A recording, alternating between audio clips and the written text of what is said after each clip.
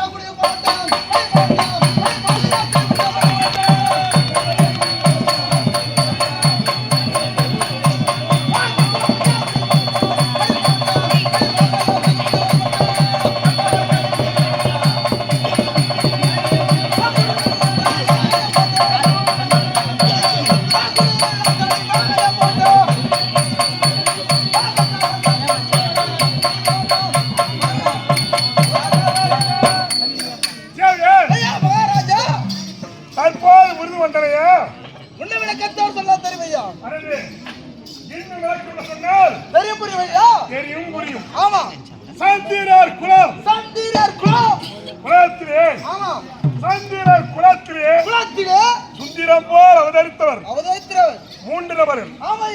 யார்?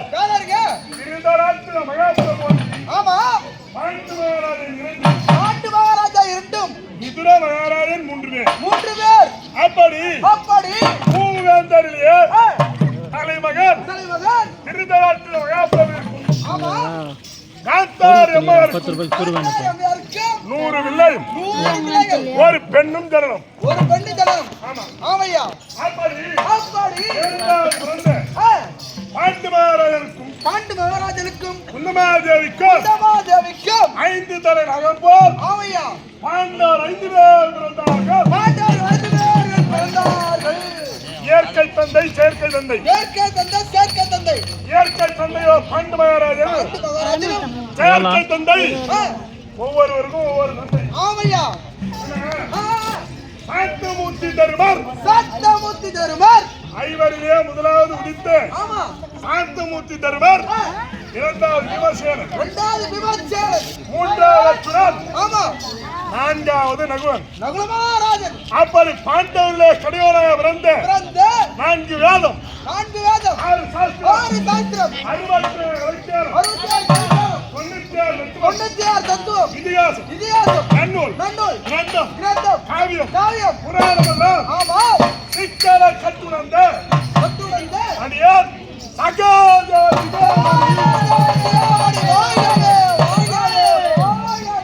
சகாதேவ சிகாமணி. பாண்டவர் ஐவருமே குந்தமாதேவி வயிற்றிலே பிறக்கவில்லை. குந்தமாதேவி வயிற்றிலே பிறந்தவர்கள் 3 பேர் தான். ஆனால் பாண்டவர் 5 பேர் என்று சொல்கிறோம். ஏன்? பாண்டவர்களே முதல் 3 பேர் தருமர் 1, விமர்சேனன் 2, மூவருமே குந்தமாதேவி வயிற்றிலே பிறந்தவர்கள்.